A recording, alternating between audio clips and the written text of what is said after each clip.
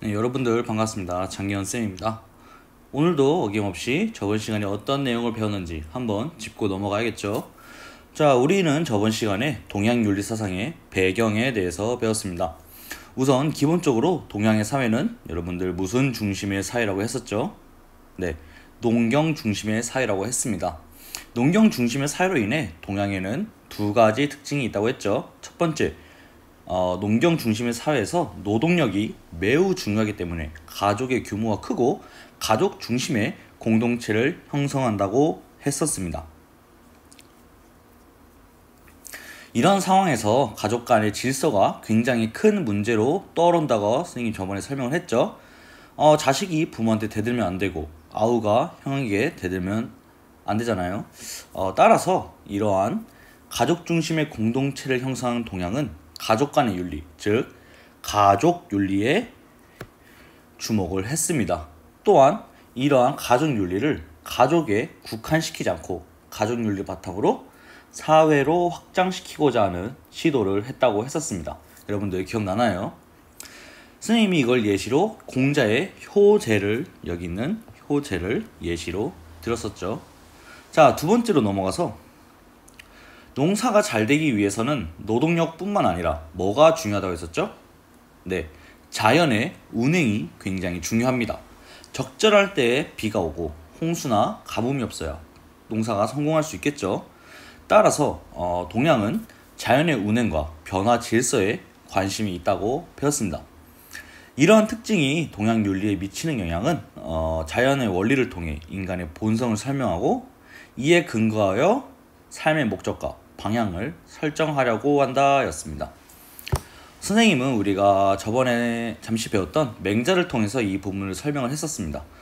맹자는 성선설의 입장인데 성선설이란 인간의 본성은 선하다는 입장이고 이러한 본성은 어디로부터 여러분들 부여받았다고 선생님이 설명을 했었죠? 네, 하늘로부터 부여받았다고 했습니다. 즉, 이 부분이 하늘이란 자연의 원리를 통해 인간의 본성을 설명하려는 대표적인 예시입니다. 또한 이를 통해 인간은 하늘로부터 선한 본성을 부여받았기 때문에 이를 잘 보존하고 확충하는 삶을 살아야 한다고 맹자는 말했죠. 즉, 인간 삶의 목적과 방향을 설정해줍니다. 여러분들 여기까지 기억이 나시나요? 자, 그래 이제 넘어가서 마지막으로 우리 동양윤리의 종류에서 유교만 잠시 보고 갔었죠. 유교는 뭐냐? 인의 윤리를 바탕으로 인격의 수양과 그리고 도덕적 실천을 강조를 합니다. 여기서 인이란 우리 잠시 보고 갔었는데 한자로 어질 인자고 그리고 유교에서의 최고의 덕목이며 공자는 이 인을 뭐라 했냐? 완성된 인격체의 인간다움 그리고 사람을 사랑하는 것, 즉 애인이라고 했습니다. 두 번째로 우리 유교에서는 인간을 중간자적 존재로 본다고 했었죠. 이거 지우고 네, 중간자적 존재로 본다고 했습니다. 자, 중간자적 존재란 여러분들 어디와 어디의 중간자적 존재라고 저번 시간에 배웠죠? 네, 하늘과 만물 사이에 존재하는 중간자적 존재입니다. 여기 하늘과 만물 사이. 인간이란 위로는 자연 또는 하늘이 만물을 생성하는 마음, 즉 이를 뭐라 하냐? 하늘의 이치라고 하죠. 하늘의 이치를 이어받고 아래로는 만물에게 이렇게 하늘로부터 이어받은 하늘의 이치를 실현해야 하는 중간자적 존재라고 했었습니다. 마지막으로 유교에서는 수양을 통한 개인의 도덕적 완성을 강조하고 이에 그치지 않고 도덕적 실천을 통해 사회 공동체에 기여하는 것을 중시한다라고까지 배웠죠. 여기는 우리가 배웠던 수기이안인에 해당하는 내용이라서 한 번 더 배웠습니다, 여러분들. 자, 이제 오늘 수업할 내용으로 넘어가 보겠습니다. 오늘은 이제 동양윤리의 종류에서 불교와 도가에 대해서 잠깐 맛보고 한국 윤리 사상의 여기를 배우고 도가에 대해서 배우고 그리고 여기 한국 윤리사상의 배경과 특징에 대해서 알아보도록 할게요. 자, 여러분들 그러면 불교에 대해서부터 알아보도록 할게요. 자, 그러면 필기를 잠시만 할 텐데 설명을 기본적으로 하면 불교에 일단 여기 불교 잠시 적을게요. 이걸 적으면 불교는 기본적으로 우리의 삶을 어떻게 보냐? 고통이라고 생각합니다.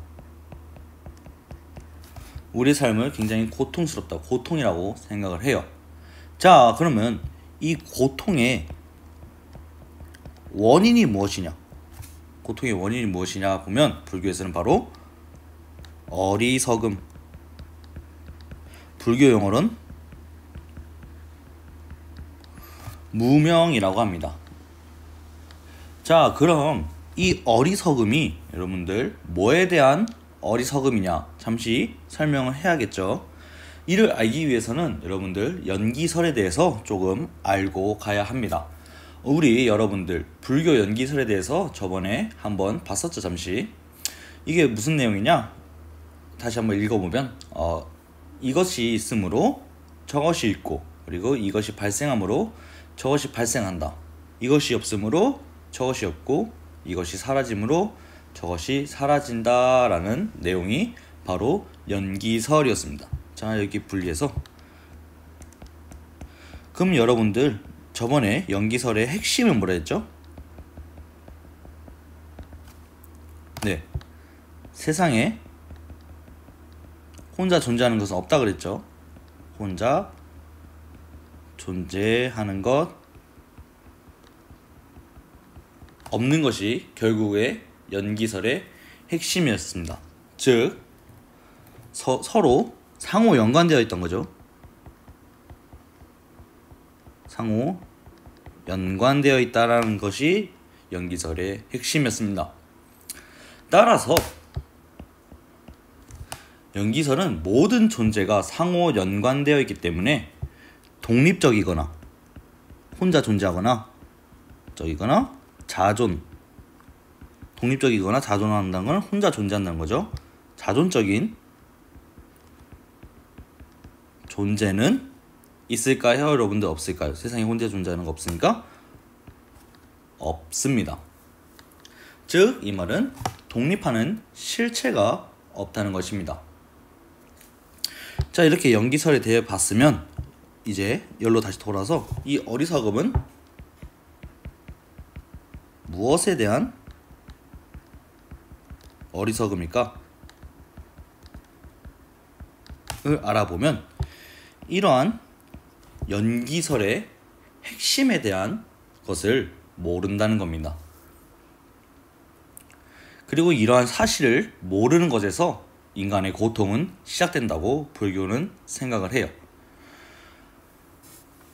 자, 인간은 이렇게 연기설의 진리, 즉 모든 존재가 상호 연관되어 있고 독립적인 실체가 없다는 것을 모르고 이런 것을 모르는 것이 바로 이 어리석음이고 바로 이 무명에 해당하는 내용입니다. 자, 이렇게 어리석음을 모르죠. 이런 연기설의 핵심을. 그러면 이제 또 어떤 일이 발생하냐? 자신을 독립적인 실체로 바라보고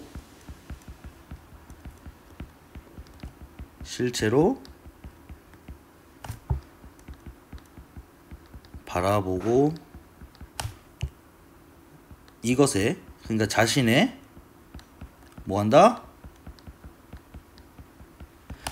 집착하게 됩니다. 이렇게 집착함으로써 결국 인간은 고통을 겪는다라는 논리입니다. 자, 굉장히 복잡한 내용이고 이해가 안 가는 내용이기 때문에 다시 한번 정리를 할게요, 여러분들. 자, 스님이 불교는 인간은 현실 속에서 무엇 속에서 산다고 했었죠? 네, 우리의 삶은 고통 속에서 산다고 불교는 생각을 했어요. 자, 그 이유는 뭐라 그랬죠? 그 원인은 네, 어리석음, 즉 무명 때문이라고 여러분들 했었죠. 자, 이런 어리석음은 무엇에 대한 어리석음이냐? 방금 설명을 했죠. 뭐였죠? 네, 이 연기설의 진리, 연기설의 핵심, 세상에 혼자 존재하는 것은 없고 모든 것이 상호 연관되어 있다. 즉, 독립적이고 자존적인 존재는 없다라는 이 연기설의 진리를 모르는 것입니다. 따라서 이러한 연기설의 핵심을, 진리를 모르기 때문에 자신을 독립적인 실체로 바라보고 이것에 뭐 한다? 집착함으로써 인간은 고통 속에 산다라는 것이 이 불교의 기본적인 마인드입니다. 자, 여러분들 여기까지 이해가 좀 되시나요? 자, 그러면 다시 여기로 넘어와서, 하지만 이제 인간은 이렇게 어리석음으로 인해 고통 속에 살지만 노력을 통해 깨달음을 얻고, 이게 깨달음을 얻고 이제 진정한 행복을 얻을 수 있는 존재라고 불교는 생각해요. 자, 그 근거는 뭐냐? 모든 중생에게 부처의 본성, 부처의 본성을 다른 말로 뭐라 하냐? 불성이 있기 때문에 인간은 이렇게 어리석고 지금은 현재 고통 속에 살지만 깨달음을 얻고 영원한 행복, 진정한 행복을 얻을 수 있다고 생각을 합니다. 따라서 불교에서 중요한 것은 수행을 통해 자신의 참모습, 자신의 참모습이 뭐예요? 그 연기설의 진리를 알고 자신이 독립적인 존재가 아니다, 모든 것과 상호 연관되어 있다라고 생각할 수 있는 자신을 바라보는 것이 자신의 참모습이고, 이렇게 여기서 자신의 참모습을 깨달아서 거기서 그치지 않고 유교와 마찬가지로 자비의 윤리, 즉 타인에게 손을 뻗칠 것을 강조하는 것이 불교입니다. 자, 여러분들 여기 앞에 그러면 다시 한번 조금씩 읽으면서 정리를 해볼게요. 자, 그럼 현실의 고통에서 벗어나 진정한 행복에 이르는 길을 위한 탐색이라고 적혀있죠. 그 현실의 고통 뭐예요? 그러니까 인간의 삶은 고통이라고 선생님이 여기 설명을 해놨죠. 따라서 자비의 윤리, 자비는 우리 저저번 시간인가 우리 한번 그 내용 의미에 대해서 배웠기 때문에 따로 언급을 하지 않고 넘어가겠습니다. 자, 그러면 불교에서 인간을 뭘로 보냐? 어리석음, 무명, 이것 때문에 고통이 발생한다 했죠. 어리석음으로 말미암아 뭐 속에 살아가는? 네, 고통 속에 살아가는 존재가 바로 인간이다 라고 합니다. 하지만 노력을 통해 깨달음을 이룰 수 있고, 그 이유는 모든 중생에게 부처의 본성, 즉 불성이 있다고 보기 때문이죠. 따라서 불교는 수행을 바탕으로 자신의 참모습을 깨닫는 것을 강조하고, 여기에서 그치지 않아 타인에게 손을 뻗는 자비의 윤리를 펼칠 것을 강조한다라는 것이 불교였습니다. 자, 여러분들 지금 여기까지 이해가 가시나요? 자, 그러면 이제 넘어가서 도가에 대해서 알아보도록 할게요. 자, 도가에서 가장 중요한 핵심은 이름에서도 알 수 있겠지만 바로 뭐예요? 이 도겠죠. 도란 간단하게 설명을 하면 천지만물의 근원이에요. 천지만물의 근원이자 인간의 경험과 상식으로, 경험 또는 이제 상식으로 파악할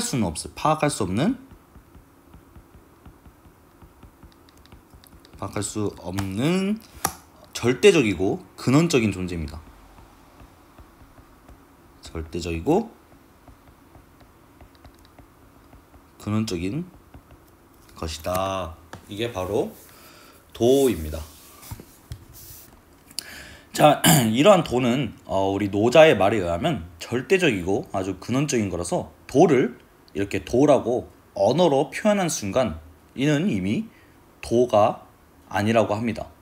자, 이를 뭐라냐? 나중에 또 배우게 될 거지만 도가도, 비상도, 도를 도라고 말하면 이미 그것은 도가 아니다라고 합니다. 자, 이게 뭔 소린지 모르겠죠. 네, 도가가 좀 심오합니다. 오늘은 그냥 이 정도의 느낌만 가지고 다음에 도가에 대해서 배울 때 자세히 배우도록 할게요. 이러한 도가는 자연의 질서에 따라 순응하는 무위자연의 삶을 굉장히 강조합니다. 이런 무위자연의 삶. 이렇게 도가가 자연의 질서에 따라 순응하는 삶을 강조하는 이유는 도가에서 사회 혼란의 원인을 뭐로 생각하냐? 육아의 인과 예와 같은 인간들이 인위적으로 만든 가치와 제도 때문이라고 생각해서입니다. 즉 여기 적혀있는 인위적 가치, 제도, 육아의 인 이런 것들이 도가에서는 사회 혼란의 원인이라고 생각을 해요. 자, 그러면 이게 왜 사회 혼란의 원인이냐? 도가, 노자는 인간은 기본적으로 소박한 본성을 지닌 존재인데 이러한 인간이 인위적으로 만든 가치나 제도는 이런 인간을 소박한 본성을 해치고 인간의 욕심을 가지게 만들기 때문에 이로 인해 사회에 혼란이 발생한다고 생각하기 때문입니다. 따라서 이제 우리 여기서 느낌으로 보면 인과 그리고 예 같은 가치와 제도를 중시하는 육아와 그리고 이를 굉장히 극혐하게 되는 도가의 배틀이 좀 예상이 되죠, 여러분들. 이러한 도가에서는 자연에 따라 사는 소박한 삶을 강조한다고 했죠. 그리고 그 실현을 위해 소규모의 공동체, 굉장히 소규모의 공동체, 소국 과민을 제시를 하게 됩니다. 자, 이 소국 과민이 도가에서의 엄밀히 따지면 노자가 말한 겁니다. 도가의 이상사회를 의미합니다.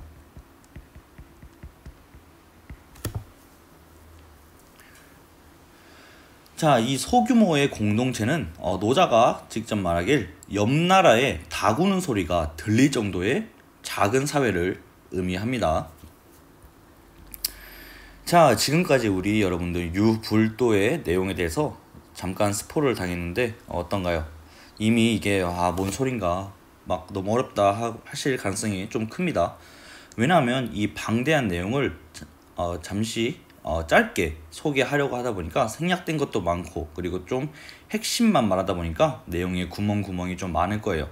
이후에 이에 대해서 자세히 배울 때 세세하게 하나하나 짚고 넘어갈 테니 지금은 여러분들 이 내용들을 여러분들 영화 볼 때 예고편 봤다고 생각하시고 받아들이면 될 것 같습니다. 자, 이 밑에 이제 여기 적은 동양윤리 사상의 특징은 여러분들 앞에서 배운 내용을 그대로 가져왔습니다. 따라서 복습하실 때 한번 읽어보고 넘어가시면 돼요. 한번 우리 배웠던 유기체적 세계관과 공존과 조화의 정신이 들어가 있는 그 내용의 표를 그대로 가져온 거예요. 자, 그래서 여러분들 이제 여기는 끝나고 새로운 걸로 넘어가 보도록 할게요. 이제 한국 윤리사상의 배경에 대해서 배울 겁니다. 사실 이에 대한 내용은 큰 내용이 없어가지고 빠르게 훑고 넘어가면 될 것 같아요. 자, 한국 윤리사상의 배경으로는 고조선의 건국신화를 통해서 설명을 합니다. 자, 고조선의 건국신화 여러분들 다들 잘 아시잖아요. 환웅이 내려와서 인간이 된 고민 웅녀와 결혼하여 단군을 낳고 이 단군이 우리나라의 시초인 고조선을 세웠다는 내용입니다.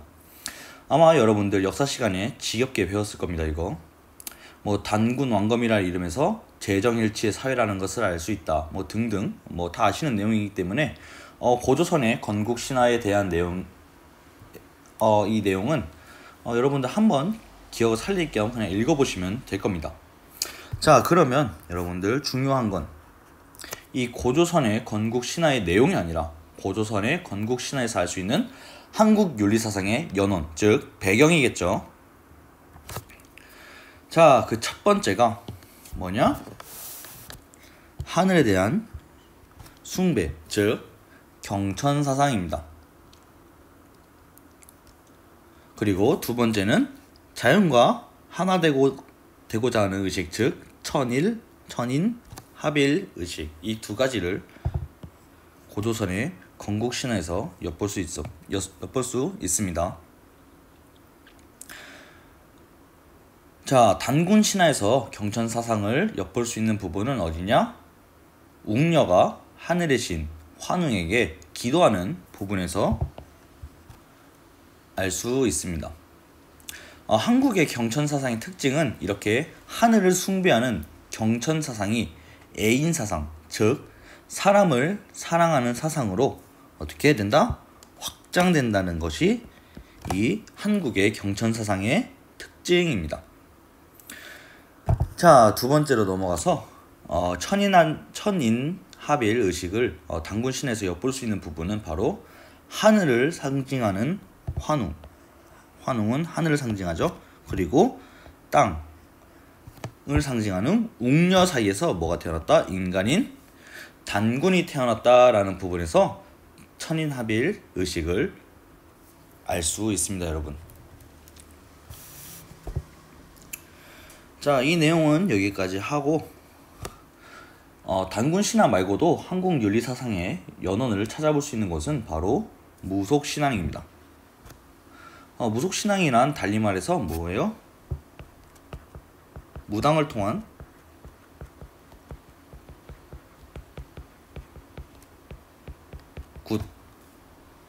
굿을 의미하는 거죠. 자, 이에 대한 여기 있는 내용은 여러분들 한번 읽고 넘어가시면 이해하시는데 큰 문제가 없을 것 같아서 따로 스님이 설명을 하지 않겠습니다. 자, 그러면 여러분들 오늘 수업 내용의 마지막인 한국 윤리사상의 특징으로 넘어가 봅시다. 한국 윤리사상의 특징은 총 몇 가지? 4가지가 있습니다. 첫 번째, 인본주의 정신. 그리고 두 번째로 현세의 지향적인 가치관. 세 번째, 화합과 조화의 정신. 마지막으로 도덕적 삶을 강조한다는 것입니다. 자, 스님이 여기에 집어넣은 표에는 이러한 특징, 인본주의 정신이나 현세 지향적인 사상, 이러한 특징을 고조선의 건국신화와 무속신앙의 어느 부분에서 엿볼 수 있는가를 적어 놓았어요. 그리고 그럼 이제 인본주의 정신부터 알아보면, 인본주의 정신은 뭐예요? 네, 인간을 근본으로 삼는 거죠. 인간을 근본으로 삼는 정신이 바로 이 인본주의입니다. 이러한 인본주의 정신은 고조선의 건국신화에서는 어디서 볼 수 있냐? 환웅은 인간 세상에 내려와 살기를 바라고, 곰과 호랑이는 인간이 되기를 원한다는 것에서 이러한 인본주의 정신을 알 수 있습니다. 또한 무속신앙에서는 굿을 통해 개인의 안녕과 인간 세상의 행복을 추구한다는 점에서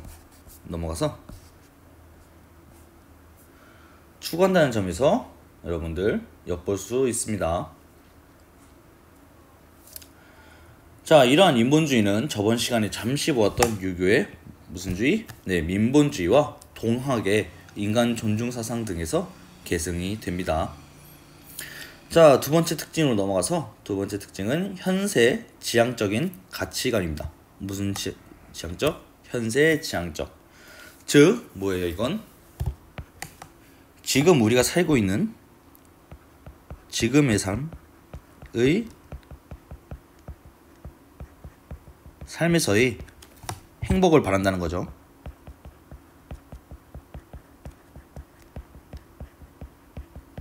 자, 이와 반대되는 게 뭘까요? 생각해보면 내세 지향적인 거겠죠. 죽어서의 천국 가서 행복할 거다, 이런 것들, 내세, 사후에 생각하는 것이 내세 지향적입니다.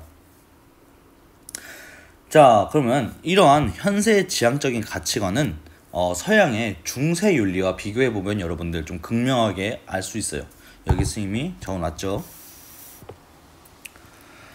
자, 서양의 중세윤리는 종교윤리가 대부분인 시대였죠. 그때 이제 보면 막스 베버의 프로테스탄티즘 윤리와 자본주의 정신이라는 책을 보면 프로테스탄티즘 윤리, 즉 개신교를 믿는 사람은 내세에 구원받기 위해 현세, 지금의 삶에서 굉장히 금욕적인 생활을 한다고 적혀 있습니다. 즉 죽은 뒤의 세계에서 구원받고 행복하기 위해서 지금의 삶에서 이제 행복을 포기하고 금욕적인 삶을 살아간다는 거죠. 이런 서양 중세 시대에는. 반대로 이제 한국의 윤리 사상은 홍익인간 정신, 널리 사람을 이롭게 한다라는 홍익인간 정신과 무속 신앙의 굿을 통해 알 수 있듯이 죽은 뒤의 세계가 아니라 지금의 삶에서의 행복을 추구한다는 특징이 있습니다. 자, 이제 세 번째 특징으로 넘어가 보겠습니다. 세 번째 특징은 바로 뭐예요? 화합과 조화의 정신입니다. 자, 화합과 조화의 정신은 고조선의 건국신화에서는 환웅과 웅녀가 결합한다는 것을 알 수 있고, 무속신앙에서는 하늘과 인간의 합일, 즉 천인 합일을 염원한다는 것에서 화합과 조화의 정신을 알 수 있다고 했습니다. 이에 대한 내용은 우리 앞에서 동양윤리 사상의 특징에서도 좀 보았던 내용이기 때문에 여러분들 이 부분 한번 쭉 읽고 넘어가고 선생님 따로 설명하지 않고 넘어가겠습니다. 자, 이제 마지막으로 이 한국윤리의 특징은 도덕적 삶을 강조한다는 겁니다.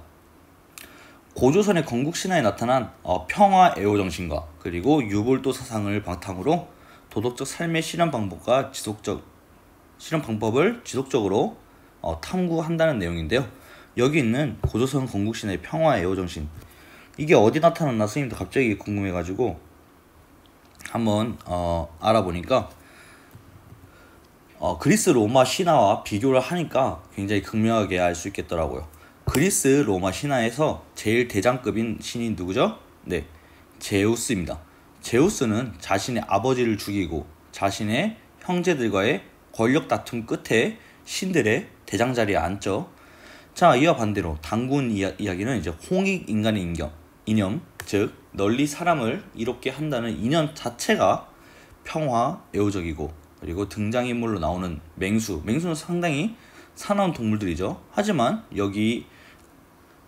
이 이야기에서 나오는 맹수인 호랑이와 곰도 그저 사람이 되고 싶은 소박한 품성을 지닌 동물로 등장하는 것에서 고조선 건국신화의 평화 애호 정신을 엿볼 수 있었습니다. 자, 여러분들 지금 수업이 조금 길어진 것 같은데 이제 여기서 마무리하도록 하고요. 2단원의 동양윤리 앞부분을 지금 우리 방금 봤던 부분을 좀 후딱 끝내고 다음 차시에 이제 공자로 들어가기 위해서 선생님이 좀 빠르게 좀 진행을 했어요. 혹시나 이해 안 되는 부분이 있거나 설명이 선생님 너무 부족하다 싶은 부분은 언제나 피드백 해주시고 선생님한테 편하게 연락을 해주세요. 자, 다음 시간에는 우리 육아의 시초인 공자에 대해서 배우도록 하겠습니다. 여러분들 오늘 수업 듣느라고 정말 고생하셨습니다. 다음 시간에 봐요.